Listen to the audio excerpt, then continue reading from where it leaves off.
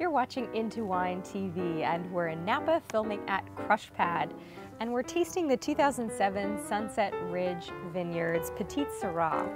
And this wine has a great story. It's actually a family who decided that they were going to leave the hectic pace of the city and move to Paso, Robles, and start their own winery, among other things. Sounds like they're farming a lot of land.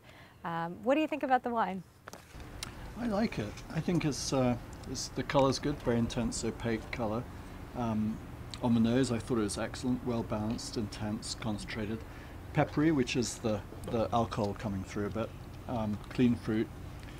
On the palate, it was big, very attractive, soft, but it has a softness to it that I liked, and had a long aftertaste.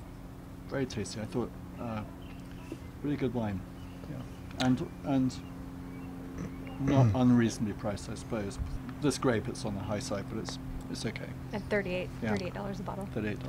It's a little pricey for Petite. I think Petite's going to be one of the varietals in the next 10 years that's going to really explode out of California.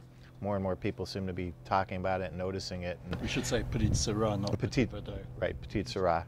I think this is very good. As Petite Syrahs go, I think this is on the lighter side. I think it's very tasty, very easy to drink. It's got nice, it's not too jammy, but it's got nice blackberry fruit and some black pepper, which I think is maybe part of the alcohol, but also part of the varietal. So I think it's supposed to be there. Very easy to drink. I like the label. I think it's a nice packaging. The label's beautiful. Good story. $38. Yeah, it's a little pricey for Petite, but I'd buy a bottle or two. I think it's a delicious wine. And don't you also think it's worth maybe spending a little bit more to support some of these independent growers who are really, practicing sustainable agriculture and doing some great things? I think so, and I think this is another wine where people aren't using Crushpad's grapes and grape contracts. They're apparently growing their own grapes and using their own farming. They can make the grapes however they want, given the constraints of nature, of course, but they can grow their own grapes and then bring the grapes up here to make their wine and finish it off without investing in all the winery equipment, and that's great. It lets a small family farmer, take that next step and make wine out of it, and it's great. I don't agree with you on just spending more money just for the sake of supporting someone. Yeah, if you go to a farmer's market and he's buying organic goods, yes, and it's good, but there are limits. For instance, near Graz in Austria, they make Sauvignon Blancs, which are around $60 a bottle, and yeah, they're great wines, but are they worth 60? No, they're worth 20.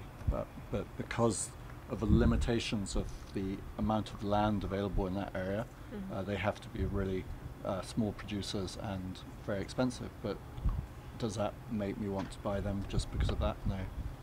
So 60 to 20, maybe not. 38 to 25 or 38 to 32. Yeah, I think I'd be inclined to buy a bottle. I think we all agree it's a very tasty wine, and nice. I wouldn't mind watching the sunset over a bottle of 2007 Sunset Ridge. It's the Petite Syrah, and we hope that you can have a chance to give this one a try. And we sure liked it. Hope that you do as well. Thanks so much for joining us, and we'll see you next time on IntoWineTV.